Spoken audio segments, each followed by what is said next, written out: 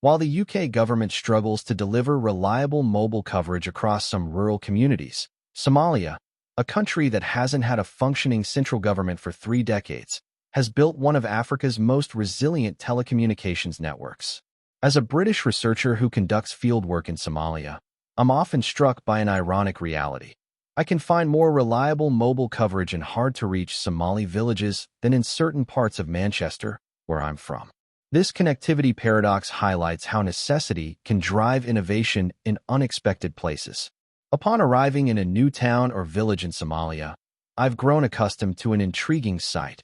Elders, the traditional authorities in Somali society, greeting me with a hangul, a traditional walking stick, in one hand and a smartphone in the other.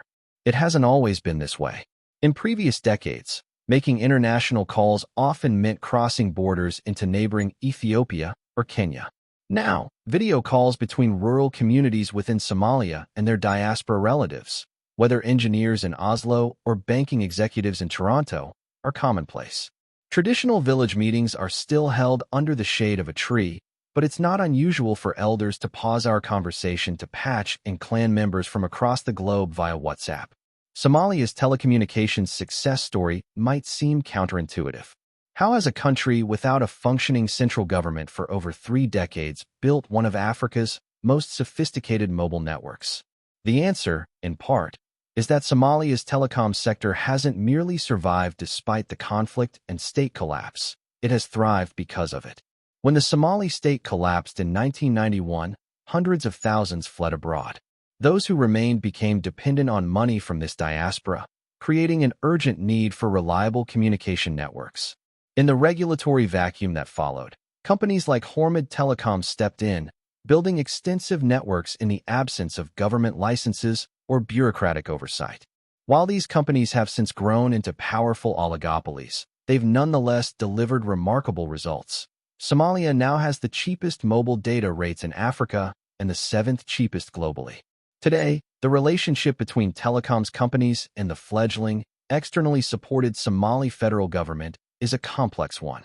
In January 2024, tensions escalated when Somalia's National Intelligence and Security Agency raided Hormid's offices, demanding access to customer data from their mobile money service. The company refused, citing privacy laws, leading to a brief but tense standoff that highlighted both the power of these telecom giants and the challenges they face operating in a conflict zone. Meanwhile, across the swathes of Somali territory lying outside of state control, these telecommunications companies operate in a complex security environment, navigating demands from various armed groups while maintaining services.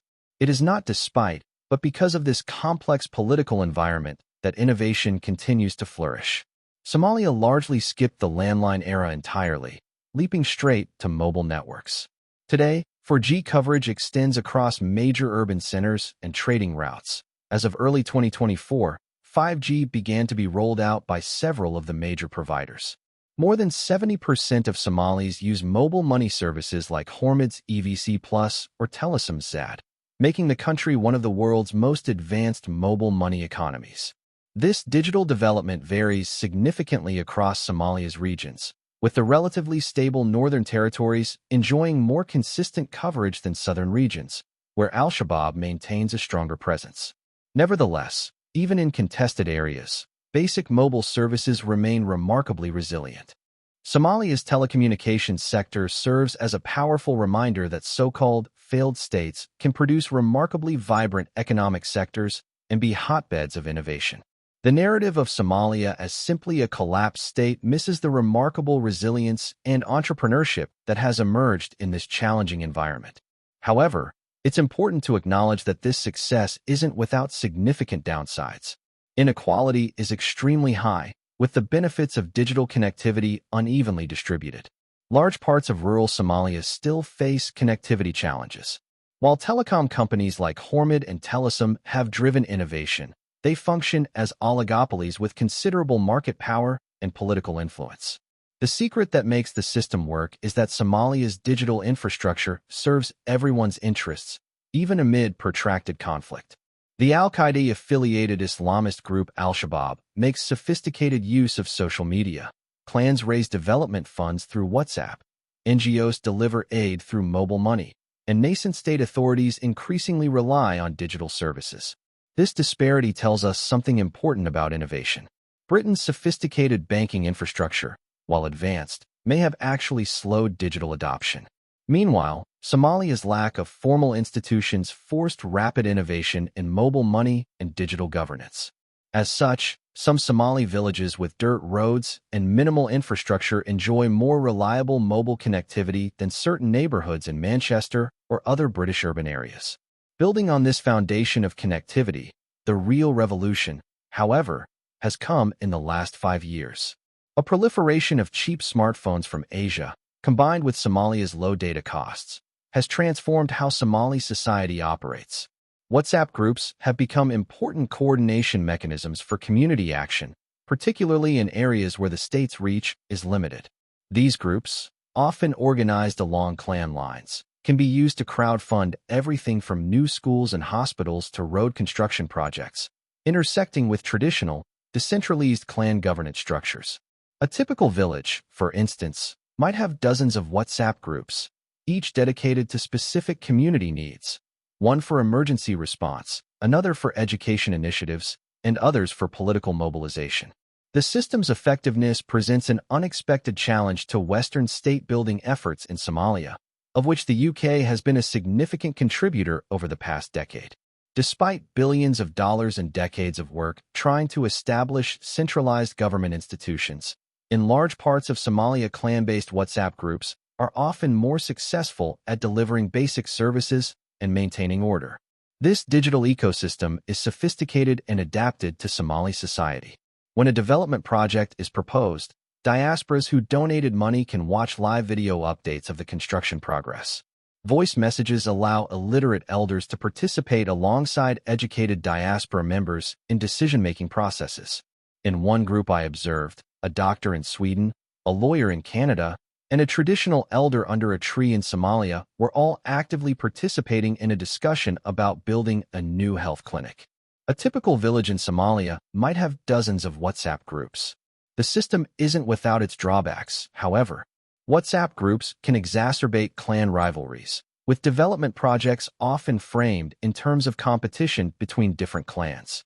There is also evidence that traditional authorities, such as elders, are being sidelined as tech-savvy youth gain influence through their digital capabilities.